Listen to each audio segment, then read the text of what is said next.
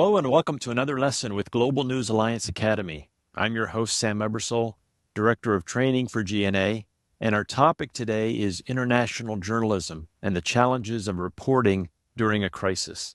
With me today is very special guest, our London Bureau Chief, Mr. Peter Wooding. Thank you, Peter, for making time to be with us today. Oh, it's an honor to be with you. I know that we're recording this across the ocean, but it's great that the technology allows us to connect on this level. So hopefully it will all work well today and we'll get a good recording. Peter, I understand you just returned from Ukraine, where you were reporting on what the church is experiencing as they endure that terrible war that is ongoing with Russia. Let's begin by saying that international travel and everything that goes with it is never easy. But traveling to a country in the middle of a war is really a challenge.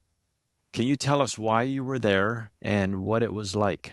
Yes, I've been involved with a wonderful Christian organization that's worked in Ukraine for more than 30 years now called Mercy Projects, and I've been going to Ukraine since 2008, so 16 years now. And I do so miss flying direct to Kyiv Airport. That was so nice, but now our route is we fly to Budapest, and our director, who's from California, flies from California. We meet in Budapest at a mission center where we have a van, and we load up the van with aid supplies, and then it takes us 2 days to drive to Kyiv.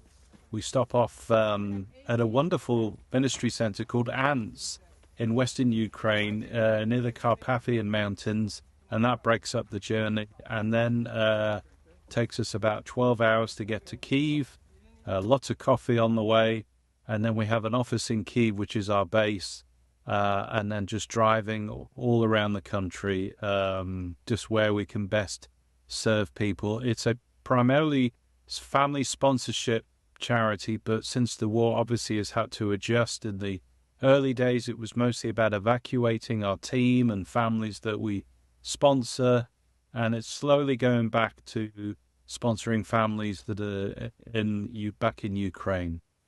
I want to spend most of our time talking about and focusing on the challenges and the logistics of being in a war zone.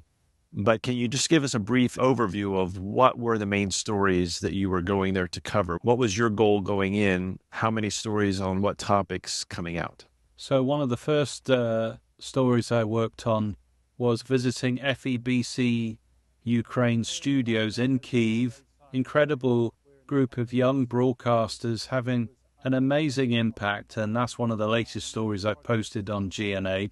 And their station is called Radio M, and one of the exciting things is that they are impacting soldiers on the front lines, those that don't have internet or electricity. They distributed 1,000 of these Galcom solar-powered radios tuned into their station, had the Bible loaded onto it, and they said they're hearing literally hundreds of testimonies every month from soldiers that wanting to know more about the Lord, have given their lives to Christ. And then I interviewed one of the hosts, one of the broadcasters, a young lady called Inna, and she goes the extra mile. Not only does she broadcast the gospel on air, but then she hosts a weekly women's Bible study in the studios for women that don't yet know the Lord. And so that was an amazing story. Then the next one was a Christian foster family. The husband is a youth pastor. It always inspires me, people that will foster and adopt children. They got 11 children in their home. So it was so touching because some of the children gave me drawings thanking us because Mercy Project sponsors this family. So, not only fostering a family, but what's it like doing that in the midst of a war? They live in a big apartment in Kyiv. And then we went to a village that we visited last year, so it was nice to go back again, that is near Kherson. If you remember, Kherson was occupied and then it was liberated back by the Ukrainians. So this village came under extreme attack. 90% of the village had been destroyed. And when we went, we'd bought them greenhouses and we saw them reaping a harvest of hope, we're going to call this story, because they were literally being unable to feed themselves. We visited a mother and her 2 daughters that had literally had to stay in the basement when their village came under Russian attack. and now they're carrying on with their lives. So that's another story.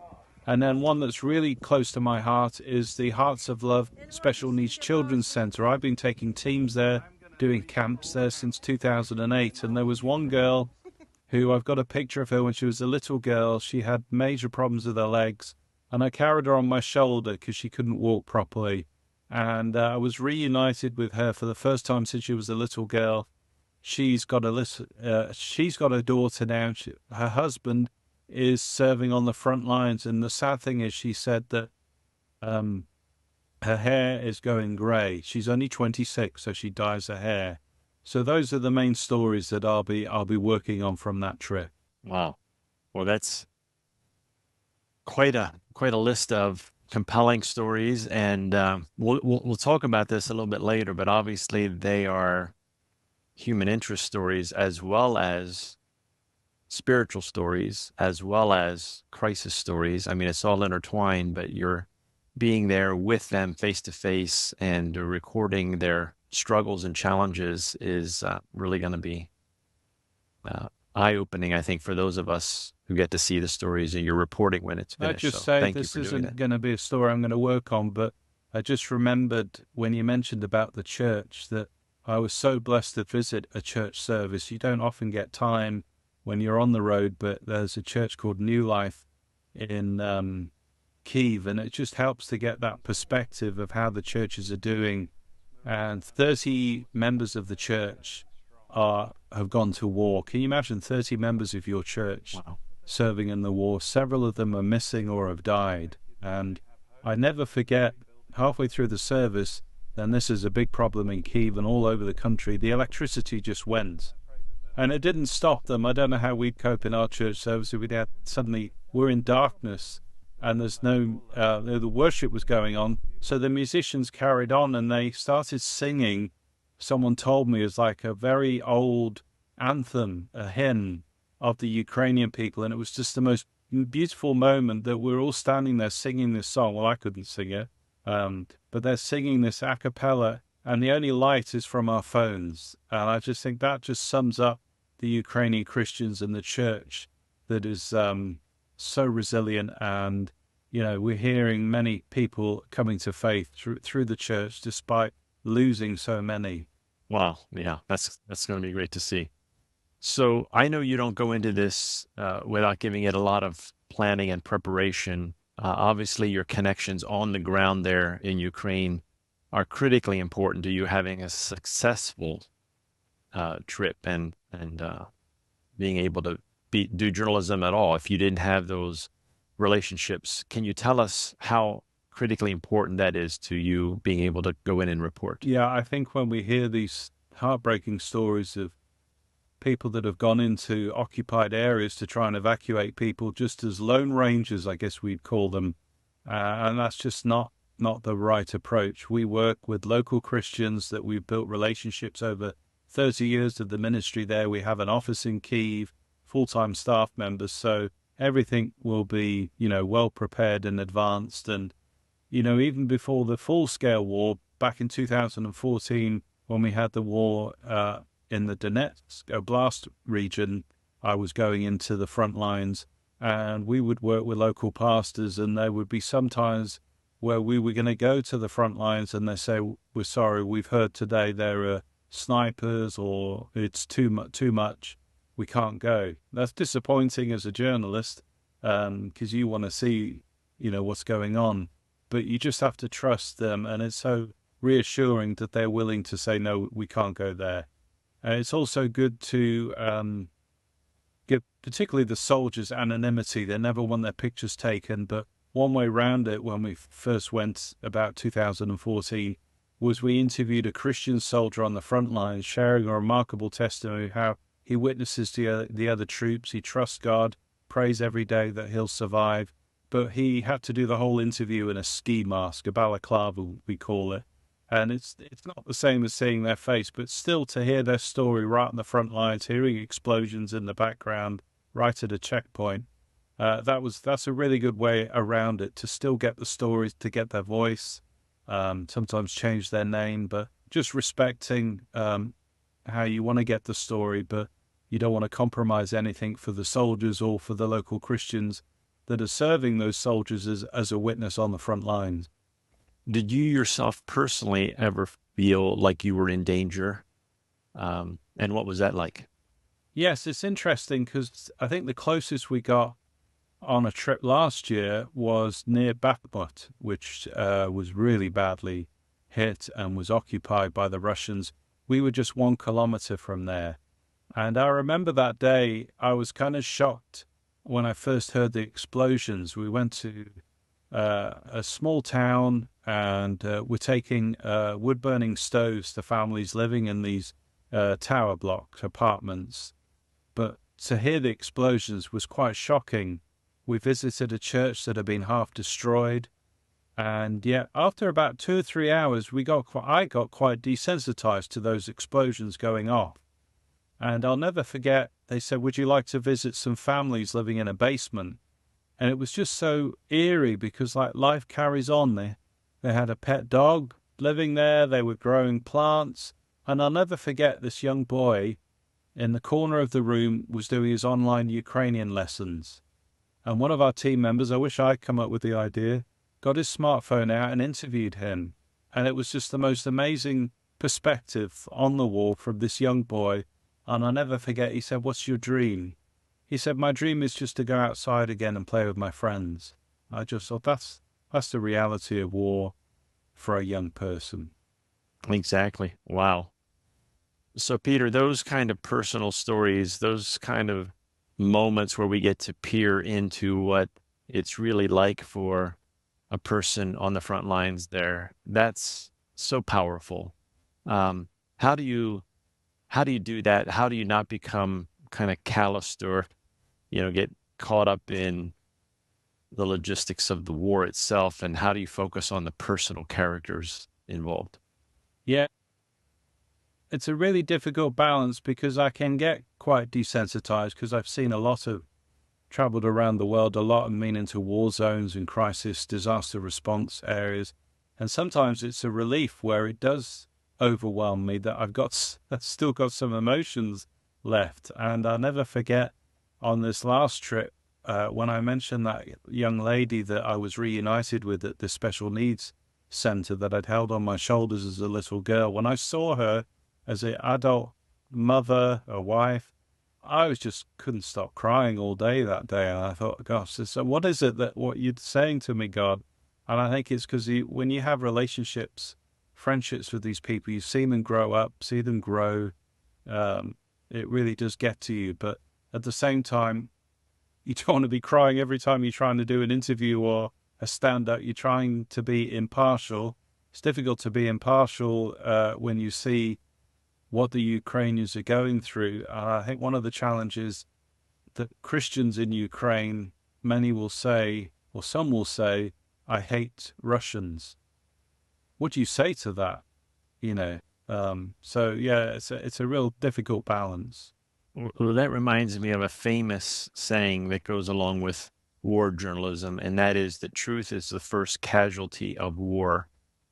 Um, how do you know going in that you have an objective view of what's happening and you're not being used by either side to kind of spread their propaganda or to spread their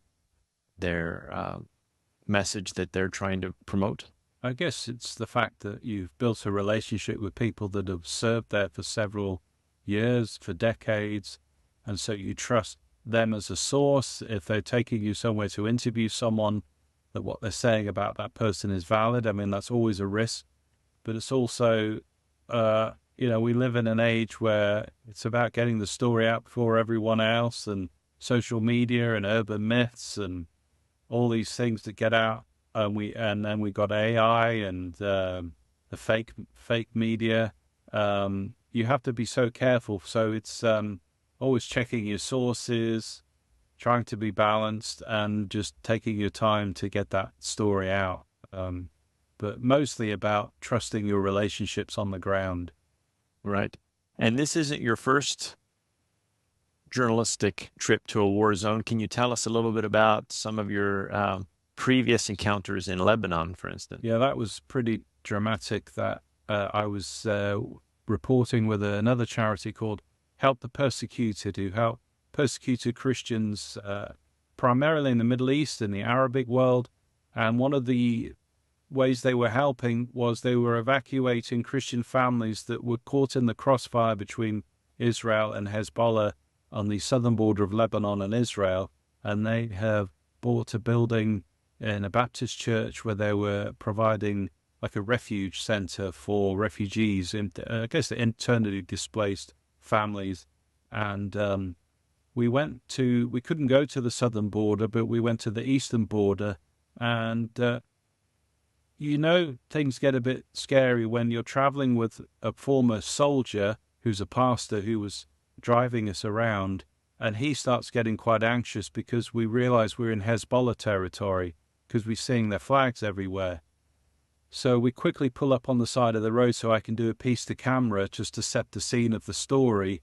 And you got mountains in the background, the border with Israel. And just as I start doing my piece to camera, we hear explosions.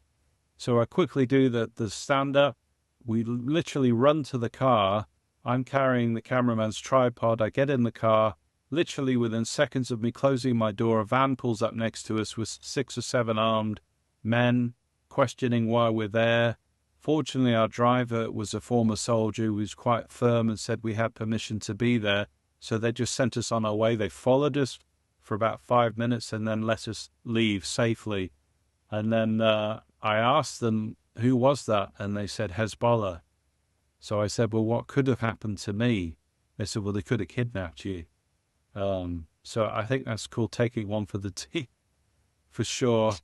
Was it really worth it to get that stand up? But I'm just so grateful for God's protection. What's eerie is that my Bluetooth microphone was still on recording the whole time. So to hear back the recording of them questioning us in Arabic is quite eerie. But I wouldn't certainly recommend. It was in a place called the Baca Valley, which I was told afterwards is one of the most dangerous places in the world to be.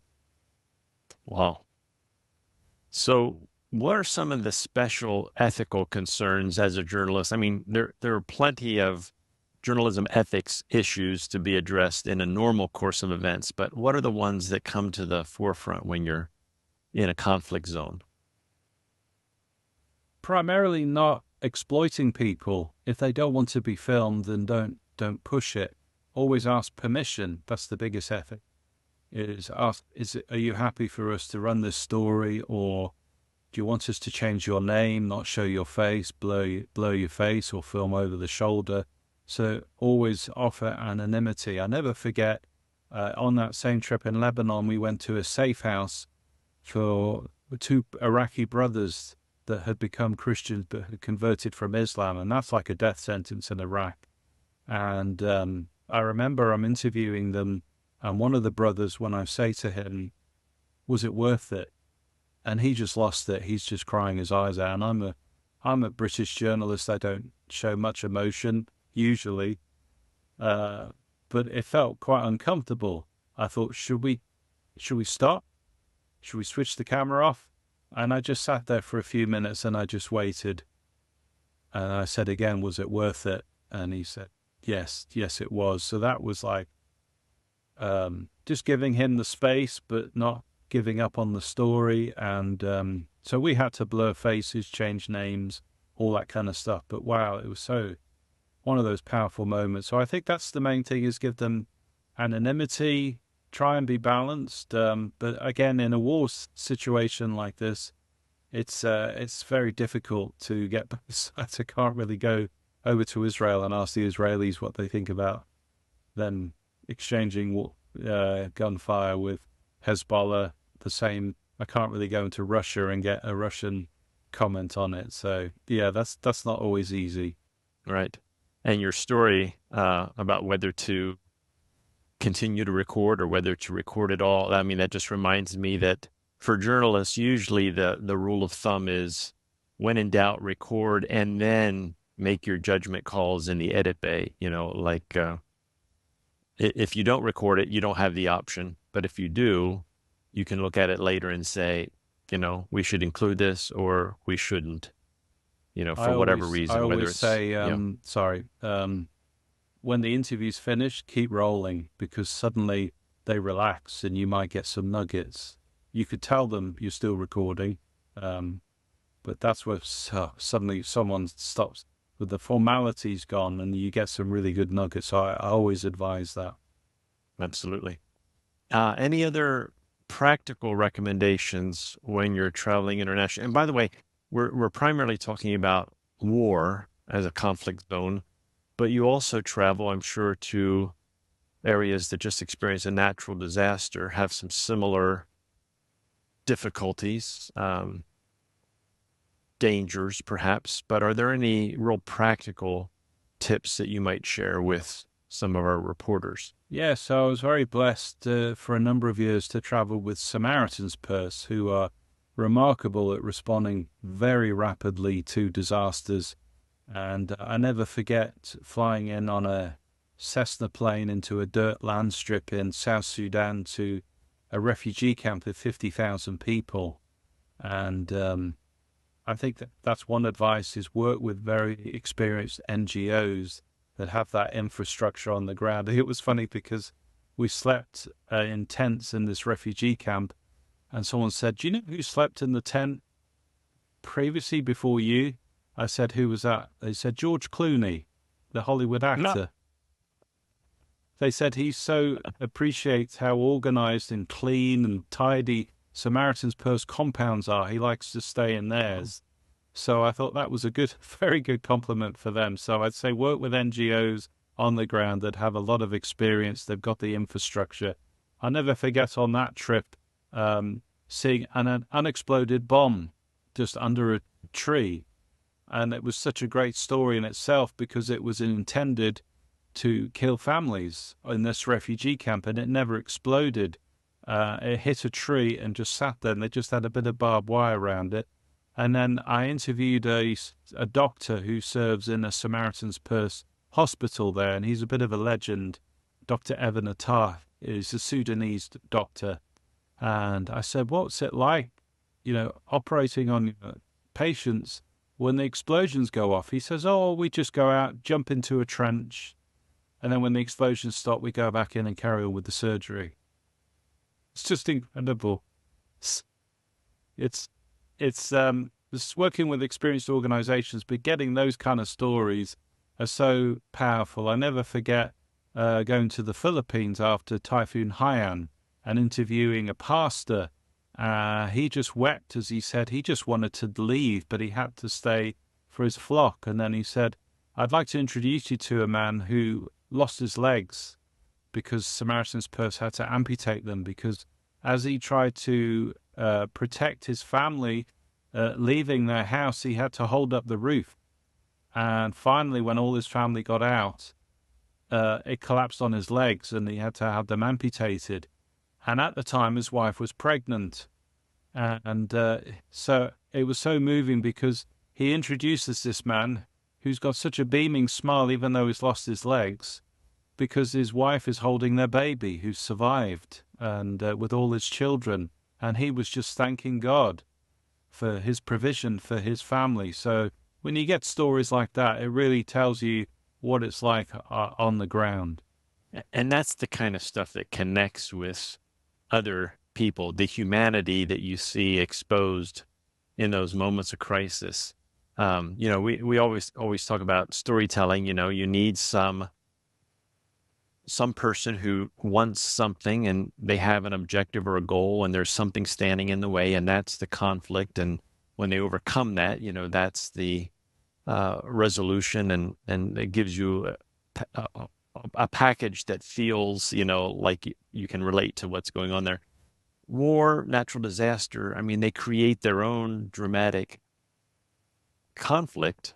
You just have to go in and then you have people who are suddenly made vulnerable by these conditions, and you just get to go in and let them tell their story. And I don't mean to make it sound like it's easy. It's not easy. One more Is the thing I've learned, particularly from reporting in disaster zones, is the journalist in me sometimes forgets about the dangers and the adrenaline kicks in about getting the story regardless. And I remember I went to Nepal after the earthquake, not long after the earthquake, so there were still aftershocks. And we went up to the mountains where Samaritan's Purse had helped rebuild a school in their toilets and get them water supplies. It was so eerie going into the school. Fortunately, because the earthquake hit on a Saturday, the school was closed, so no one in the school was killed. But I went into a classroom, and the crack going from the floor up over the roof was like that wide. It was so eerie looking. And I wanted to get a shot of all the Samaritan's Purse jeeps driving down the mountains. So I ran round the corner, I filmed it, and this had been where the epicenter had been. And finally, the UK director of the charity says, "Pete, get in case there's another aftershock." And I think if he hadn't told me that, so what I would recommend is that you have someone on these trips, these reporting trips, that is willing to tell you to draw the line and think of your safety first. Absolutely. Well, Peter, thank you again for sharing some of your stories, your literal war stories with us, and for helping us understand just how challenging, but how rewarding it is to get to tell these stories, tell these people's stories. So thank you so much. Is there anything that I didn't ask you that you wanted to mention before I let you go? I guess I was just thinking when we had that Hezbollah incident, I didn't want to scare my wife, so I waited till I got home and told her face to face what had happened. So I would always say, if you've got loved ones back home where you're on a dangerous trip, just be sensitive to them. Life just carries on for them, but just be wise in how you tell them what's happened. But besides that, just always get those on the ground stories. You can't beat face to face hearing the stories of these people. It's been incredible, particularly in the last year or two, traveling to Middle East countries and hearing these incredible testimonies of what God is doing in the Islamic world with people having dreams about Jesus. But when someone tells you that story face to face, and particularly when you know the cost it is for them, it's incredibly humbling. Great advice. Well, thank you, Peter, again. And those of you watching, until next time, thank you from Global News Alliance and our training academy. Feel free to subscribe to us on YouTube, and feel free to contact us with any questions that you might have.